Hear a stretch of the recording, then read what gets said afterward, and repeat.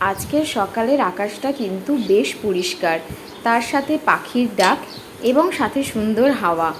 আর এই প্রকৃতির হাওয়া যে কোনো যান্ত্রিক হাওয়াকেই কিন্তু হার মানায়। আর এমনই একটা সুন্দর সকাল দিয়ে তোমাদের সঙ্গে আমি দিনটা শুরু করছি। তোমরা আমার ভিডিওটা দেখতে থাকো, আশা করি তোমাদের ভালো লাগবে।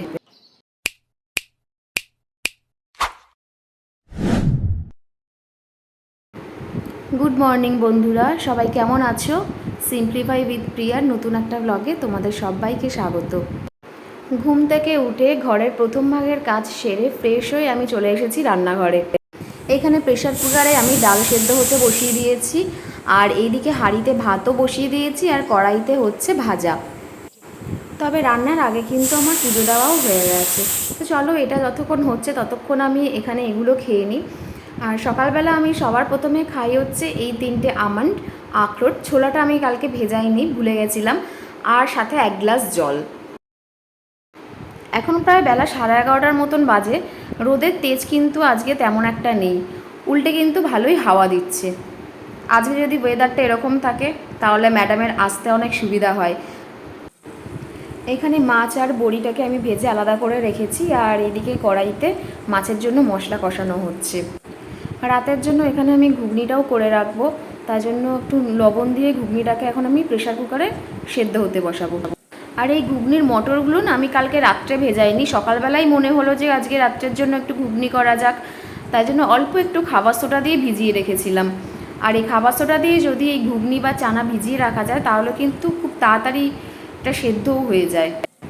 রাত্রের তরকারিটা যদি সকালবেলায় করে নেওয়া যায় না, তাহলে বেশ অনেকটা নিশ্চিন্ত থাকা যায়। না হলে রাত্রেবেলা আবার চিন্তা করতে হয় যে কি রান্না করব। তাহলে চলো এবার এটা সেদ্ধ হতে বসিয়ে দিই। A few moments later. রান্না শেষে আমার এখানে গ্যাস পরিষ্কার করা হয়ে গেছে। এই কাউন্টার টপ, চিমনি, টাইলস সবই আমার মোছা পরিষ্কার করা হয়ে গেছে। গ্যাসের সঙ্গে সঙ্গে আমি কিন্তু চিমনিটাকেও প্রতিদিন মুছে রাখার চেষ্টা করি, নাহলে কেমন একটা তেল কাস্টে ভাব হয়ে যায়। আর এইখানে গ্যাসের পাশে আমার এই চপার বোর্ডটা থাকে, আর এই সিরামিকের লবণদানিটাও থাকে। এই ইলেকট্রিক কেটলটাও কিন্তু আমার প্রতিদিন গরম জল করতে প্রায় কাজে লাগে, তাই জন্য এটাকেও আমি এপাশে রেখে দিই। জায়গায় সব রেখে দিলাম। যেহেতু কাউন্টার টপটা ছোটো, আমি তাই বাসনগুলো এরকম একটা বাস্কেটের মধ্যে ধুয়ে রেখে দিই। আর এর নিচে না একটা ট্রে আছে, যার ফলে জলগুলোও কিন্তু ড্রেনেজ হয়ে একদম পুরো সিঙ্কে গিয়ে পড়ে। আমাদের হাউসওয়াইফদের তো আর শুধু রান্নাবান্না করাই একমাত্র কাজ নয়, সাথে তো সংসারের আরও টুকিটাকি কাজ থাকে। তো সেই সমস্ত কাজগুলো সেরে ফ্রেশ হয়ে আস্তে আস্তেই আমার কিন্তু প্রায় 2টো বেজে গেছে। আর এখন আমি একটু রূপচর্চা মানে ময়দা মেখে নিচ্ছি মুখে, ময়শ্চারাইজার মেখে নিচ্ছি, জাস্ট মজা করলাম। এখন প্রায় 15-20 মিনিট আমি আগে ফ্যানের তলায় বসবো, তারপর লাঞ্চ করব। দুপুরবেলা আজকে আছে ভাত, সাথে বরবটি আলু ভাজা, আর আছে তেঁতুল দিয়ে ডাল, মুসুরির ডাল তেঁতুল দিয়ে পাতলা করে করেছি। আর এখানে আছে রুই মাছ না কাতলা মাছ জানি না, আলু দিয়ে বড়ি দিয়ে মাছের ঝোল। তাহলে চলো ঝটপট লাঞ্চটা সেরে নেওয়া যাক। এরপর বিকালবেলা আবার বেরোতে হবে, কারণ মেয়ের পড়া আছে। এই যে আমার ম্যাডাম প্রায় 5-6 দিন পরে আজকে বাড়িতে ফিরলেন। দাদুর বাড়িতে গেছিলো ঘুরতে। ওয়েদারের জন্য তো রবিবার দিন আসতে পারলো না, সোমবার দিনও প্রায় একই রকম অবস্থা, মঙ্গলবার দিন আসার কথা ছিল তাও আসতে পারলো না। অ্যাট লাস্ট আজকে এসে পৌঁছালো। এসেও শান্তি নেই, ও দাঁড়িয়েছিল এসে, আমি ওর পড়ার ব্যাগটা নিয়ে আসলাম যে এখান থেকে একেবারে পড়তে দিয়ে আসবো, কারণ না হলে আবার বাড়িতে যাবে আবার আসবে। আর এই যে প্রায় ঘরের কাছেই খুলে গেল wow momo, wow China and wow kulfi. প্রতিদিন দেখছি এখানে কাজ হচ্ছে, কিন্তু কিসের দোকান সেটা আর বুঝতে পারছিলাম না। তো আজকে থেকে এটার গ্র্যান্ড ওপেনিং হলো, ভালোই হলো। এবারে অন্যরকম স্টাইলে মোমো খেতে ইচ্ছে করলে এখান থেকে নিয়ে যাওয়া যাবে। পড়া থেকে ফিরেই নিজের জিনিস খুলতে বসে গেছে। দাদুর বাড়িতে গিয়েও শান্তি নেই, খালি আমাকে বলছে মা ওটা একটু খোলো, ছবি পাঠাও।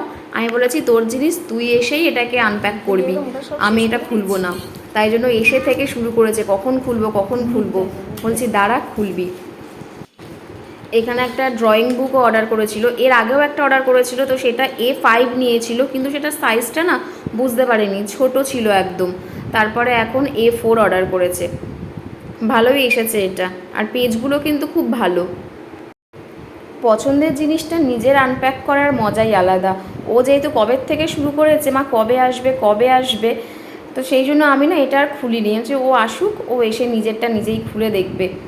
আর দেখো বসেই রয়েছে ওটাকে নিয়ে, রাত্রে যে খেতে দেবো ওর কোনো ভ্রুক্ষেপই নেই। ওকে বলছি কখন থেকে যে তোল খাতাটা, পরে দেখবি খেয়ে নে, না আগে ভালো করে এটার এপাশ ওপাশ ভালো করে দেখছে, তারপরে তুলবে।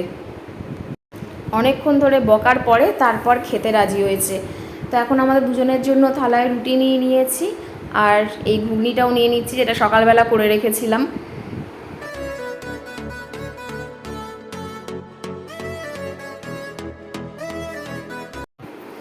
মিষ্টুর ঘুগনিটার ওপরে দিয়ে দিচ্ছি কাঁচা পেঁয়াজ আর ধনেপাতা, আর আমারটার মধ্যে আমি নিয়েছিলাম কাঁচা পেঁয়াজ, ধনেপাতা প্লাস লঙ্কা। আর ও তো আর কাঁচা লঙ্কাটা খাবে না, তাই জন্য ওকে লঙ্কাটা বাদই দিয়েছি। আমি তো আগেই বলেছি আমি যে কোনো রান্না একটু ঝাল ঝাল পছন্দ করি। রুটি আর ঘুগনি খেতে খেতে আজকের ভিডিওটা এখানেই শেষ করছি। যদি ভিডিওটা ভালো লেগে থাকে তাহলে একটা লাইক এবং কমেন্ট অবশ্যই করো, আর আমার চ্যানেলে নতুন হয়ে থাকলে চ্যানেলটিকে অবশ্যই সাবস্ক্রাইব করে নিও। সকলে সুস্থ থেকো এবং ভালো থেকো, টাটা।